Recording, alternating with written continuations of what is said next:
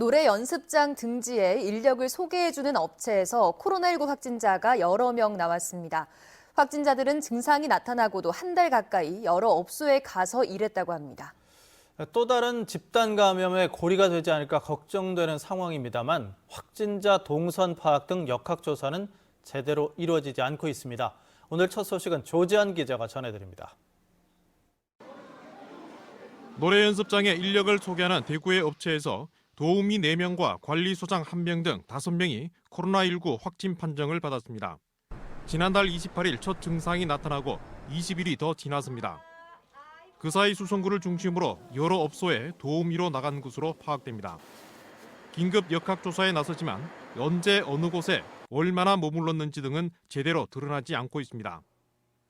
일한 곳이 영업이 제한적으로 허용된 노래 연습장이든 집합 금지된 유흥주점이든 법 위반 가능성이 큽니다. 그냥 일반 노래방 같으면 사실 노래방에 도우미가 가면 안 되는 걸로 되어 있습니다. 예. 유흥주점으로 허가받은 것만 옛날에 뭐 일종이라고 했는데 유흥주점만 되고 일반 노래방은 원래 도우미가 가면 안 되게 되어 있습니다. 예. 노래도 하고 음료도 마시는 업소의 특성상 침방울을 통한 전염 가능성은 그만큼 큰 것으로 우려됩니다. 대구시는 재난 문자로 지난달 25일 이후 수성구 일원에 도우미가 있는 노래 연습장을 방문한 사람은 익명 검사가 가능한 임시 선별 검사소를 찾거나 보건소에서 예약한 뒤 진단 검사를 받도록 안내했습니다.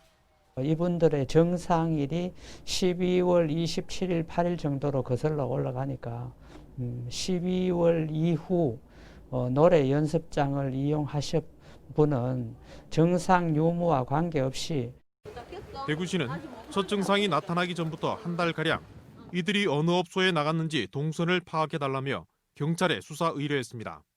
최근 일주일간 대구의 코로나19 신규 확진자는 10명대를 유지하고 있지만 위험시설을 통한 감염과 감염 경로가 확인되지 않는 비율이 높게 나타나고 있어 방역에는 여전히 팽팽한 긴장감이 이어지고 있습니다.